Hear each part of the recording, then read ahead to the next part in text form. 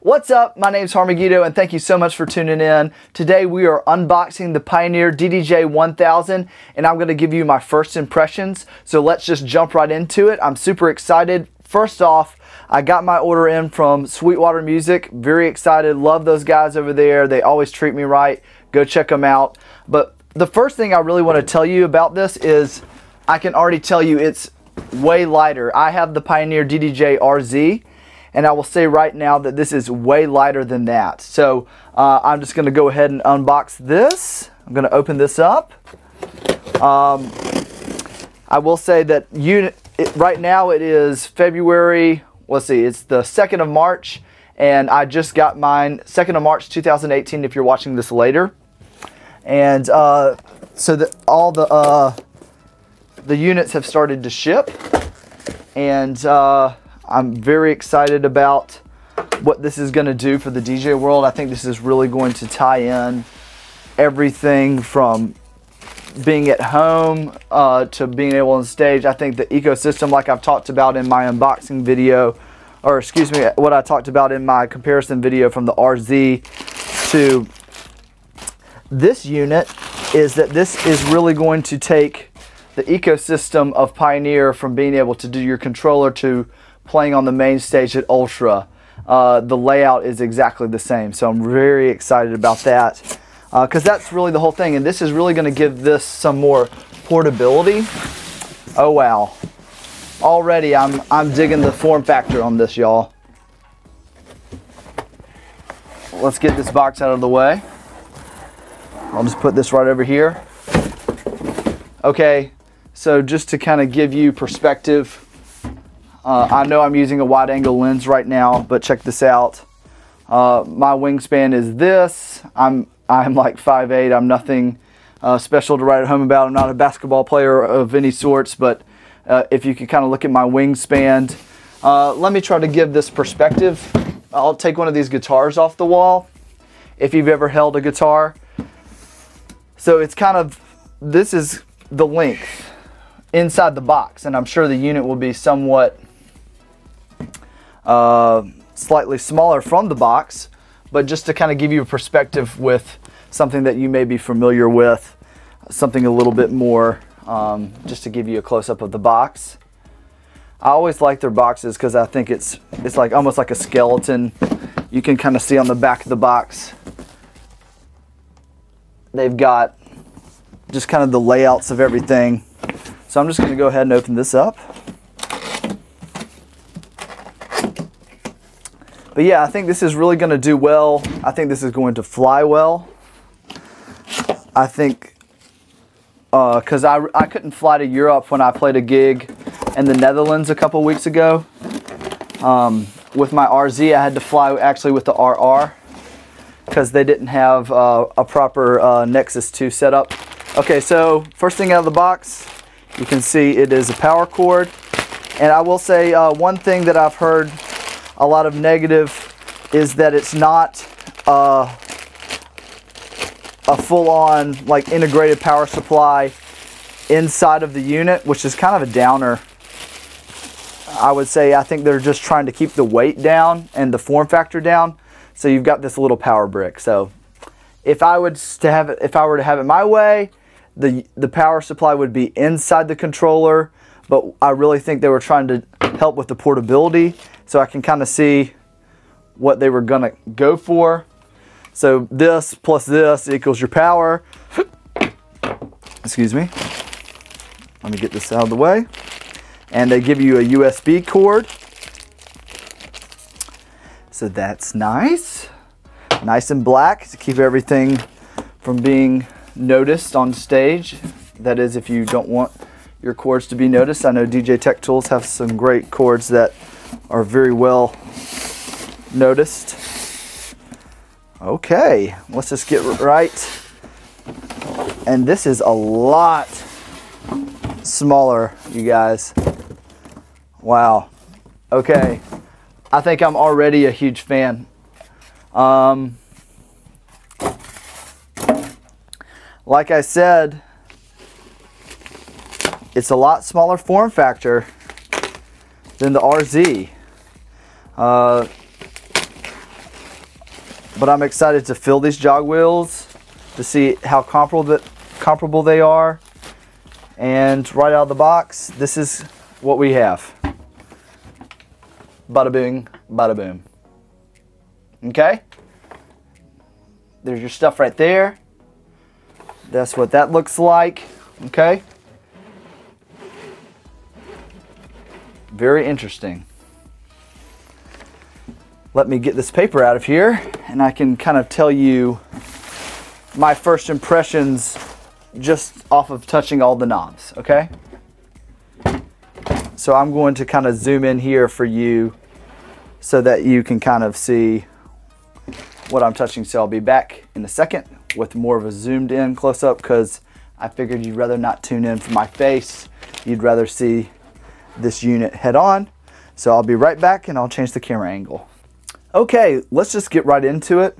I wanted to first start off and tell you that this mixer section is standalone, meaning that you can have this unit plugged in, not even to a computer, just plugged into the power source, and you can have two CDJs running into this, and the effects unit will affect all of the mixer sections. So that is something very noticeable that is, I would say, a very huge selling point that to add to your setup, you could add 4 decks very easily.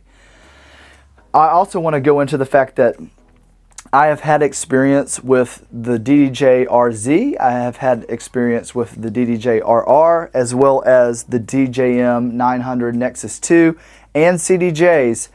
And I'm going to kind of tell you my impression of this unit in comparison to those, because you may have had some experience with that. And I really kind of want to give you just kind of a broad range of everything that you might see from this unit compared to other units. So let's first start off with the effects section. As I turn the knobs, there's a click in the middle of this section right here, which is affecting, I suppose, the way the effect sounds on the mixer section. There's a click right in the middle of right here. These click. There are 2 new effects right here. And then you have your Q and your booth monitor in and out, and then your master as well. And there's no click in the middle right here to tell you where 0 dB is, but there are kind of a range of what's appropriate, and then also just, you know, you don't want a red line, of course. But I would say that this button and this section is very similar to the DJM 900 as well as the XDJ RX 1 and 2. That knob, that button right there, I know is very playable, and that is very, I would say, the exact same knob, or excuse me, the exact same button that you would find on those other units. Right here, I know that these are very important to a lot of people, the way these feel, the way these click. I'm going to say that the clickiness of the Q and the play pause button, there's a little bit more spring to it. That may be kind of weird to say, but it feels like it springs back just a little bit more. There's still that clickiness to it, as you can hear. But I'm going to say right now that that is very much different than the feeling that you're going to get from the RZ and actually the RR as well. Just kind of, I mean, the clickiness is still similar. I'm not going to say it's like extremely different, but I will say I do notice a difference in the feel. The pad section, the size of the pads are more similar to the DDJ RR size, where it's kind of a smaller form factor, whereas the RZ pad selection is a little bit bigger, which I'm fine with the smaller form factor. I don't have basketball size hands or anything, so it probably will help my playability. Let's keep going on with the tempo slider. This is a nice tempo slider. There is a click in the middle. I know that's very important for me when I am finding the correct tempo. I always like to know where center is. And then you also have the beat sync button, and the master button is right over here now. And then if we keep going up, you have the jog adjust, which adjusts these jog wheels from very loose, as you can hear, and then kind of lock it down even more so. Now the jog wheels are a big thing. They feel more like CDJ jog wheels, which I believe they're directly off the CDJ jog wheel, versus the DDJ RZ, where the jog wheel still has the jog adjust, but it just feels different. There's not, I believe it's called a mechanical feel or some sort. You know, please correct me in the comments if I get anything wrong in this, all you gurus out there who know Pioneer backwards and forwards. Okay, so I haven't turned it on, so this is a big selling point right here, is the screens right here. Now, I really wish that these screens, when I show you, I'm going to do an in-depth video on the screens, but I wish that it would be something similar to Denon where you could just have your logo right here. It looks a little busy to me, and that could be something that they do in a firmware update. Knowing Pioneer, they'll probably just make that a service available for the next unit, unfortunately. But they've got to keep selling units. So another big thing that's really important to a lot of DJs is the feeling of the search knob.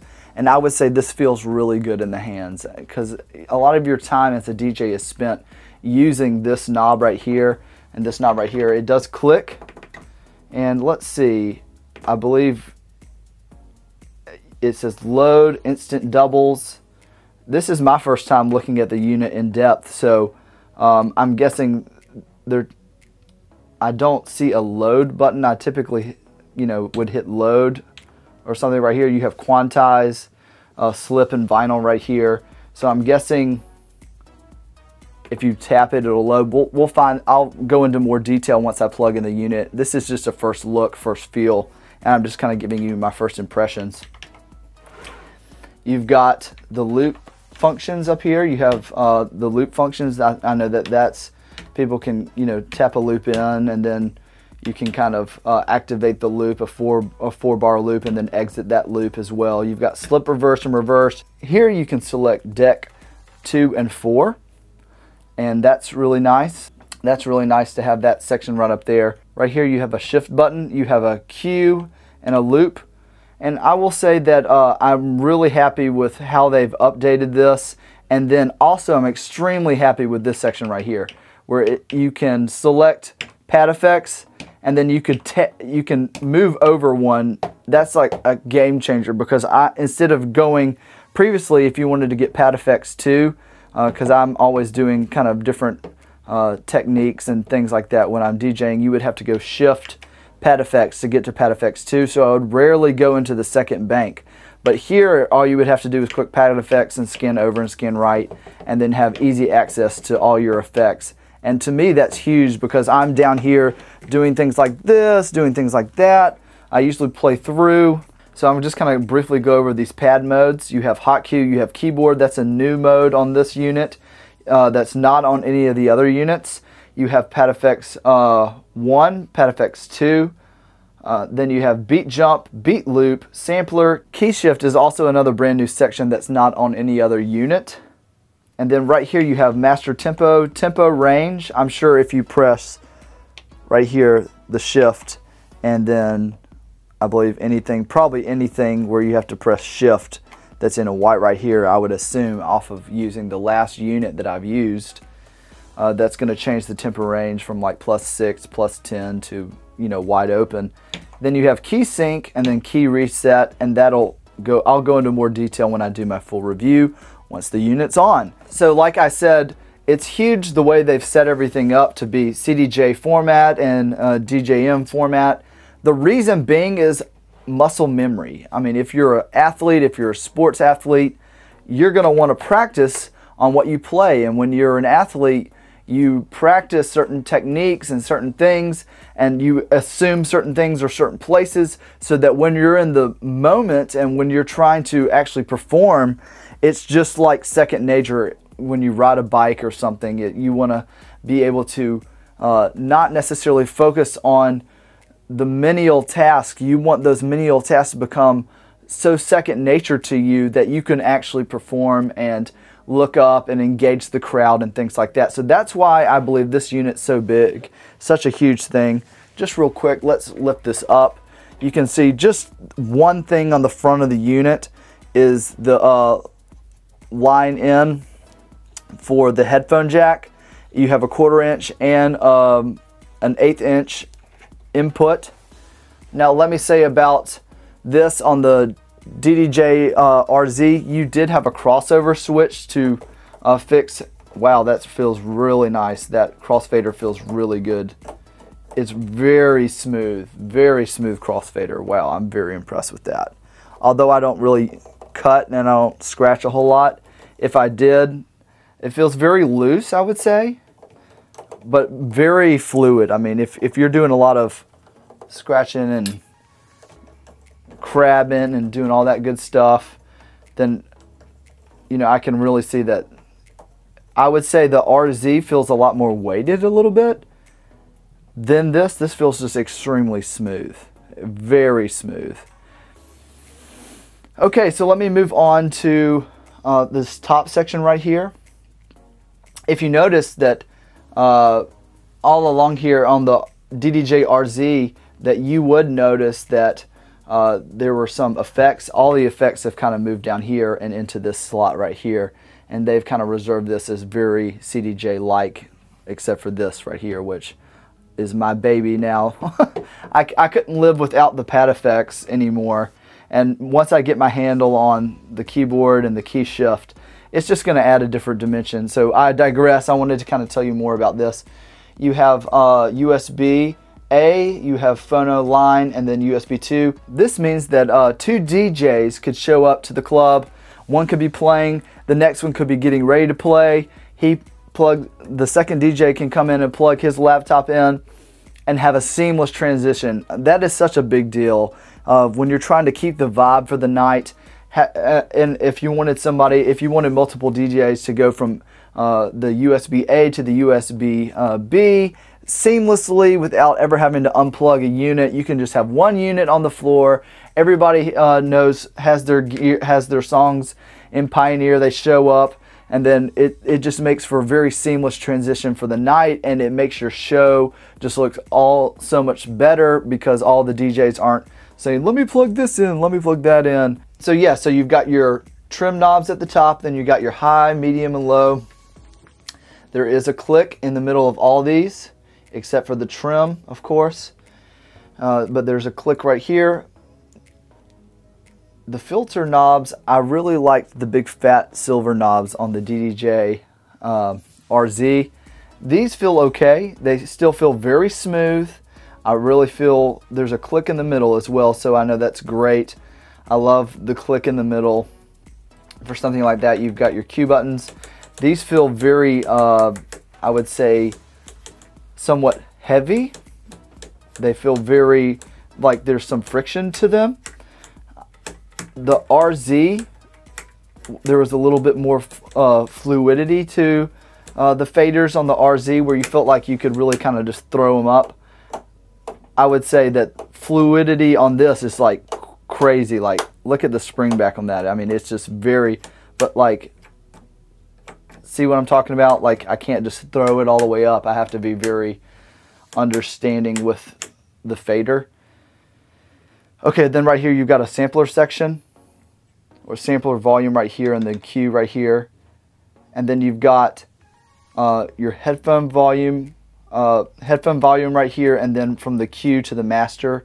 And there is a click in the middle of that. There is not in the middle of this, which is the cue level.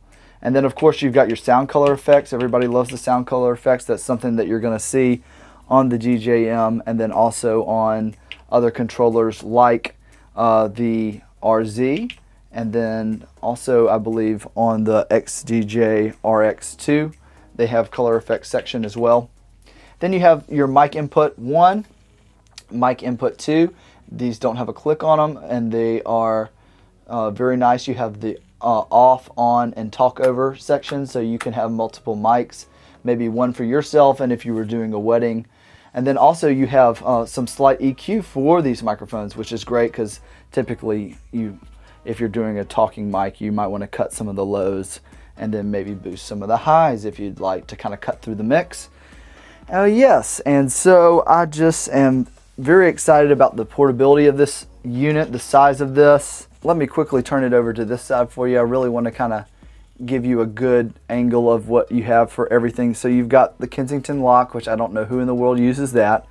Then you have the master, left and right XLR, and it says, I believe this is grounded, 3 cold, 2 hot. That's what that says. And let's just keep going on, and I can kind of just tell you everything. So this is the master 2, and you've got RCA left and a right, or right and a left, excuse me. And then you have right here 2 1/4" balanced right and left for the booth. So this is master 1, master 2, and then you have booth right here. Then you have a signal ground right here to make sure everything's grounded. I need to do a little bit more research on this, and maybe I'll do it on the full review on how to exactly use this. Then you have line and phono. I believe phono is when you're using like actual turntables. So you channel 4, 2, 1, and 3, if you can see that right here. And then all of these are RCA cables. And then as we move along in the unit, you have a USB-B and a USB-A. So like I said before, you could have multiple DJs plug in and have a seamless transition through the night. And so that's very, very, very, very, very handy. Thank you, Pioneer, for doing that and understanding about workflow. Okay, right here you have your mic section. You have 1 XLR, and then you could also put a 1/4" in there as well. And then and this is balanced, and then you have another mic to balance, but this is only 1/4" in. Okay, and then you've got your power button, and then as you can see, this is not a full-on power supply in. Like I said, you've got like a little power supply brick, and so you would just have to plug that in, which I'm a little bit disappointed. Actually, kind of very disappointed, but if I was to have one disappointment, I think I can live with that. And then you've got this little thing right here that will loop around the cord, so that way you can make sure nobody rips the cord out while you're playing. Okay, I want to actually turn it on the bottom real quick and kind of show you there are some indentations right here where you can kind of grip right here, which is kind of great when you want to actually pick the unit up. It's on both sides of the unit. And then also you have some pads in the middle, so the plastic's not sitting directly. If I can zoom in on that, the plastic's not sitting directly, or this plastic's not sitting directly on the ground. You've kind of got these pads, but as you can see, I really like the fact that it's indented right here. Let me make sure that's zoomed in.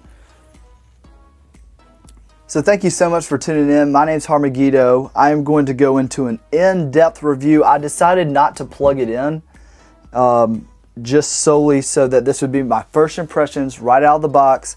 I'm going to do a full review on this where it's going to be kind of just face down, just right into it, just to kind of go over. But this is just kind of a first view, so you can take a look at an unboxing of the Pioneer DDJ 1000. Thank you so much for tuning in. Please subscribe. My name's Megiddo, and I'll see you next time. Peace. By the way, if there's anything that you really want to see or know or have me talk about in the full review, put it in the comments below and I'll try to mention it. Thanks so much. See ya.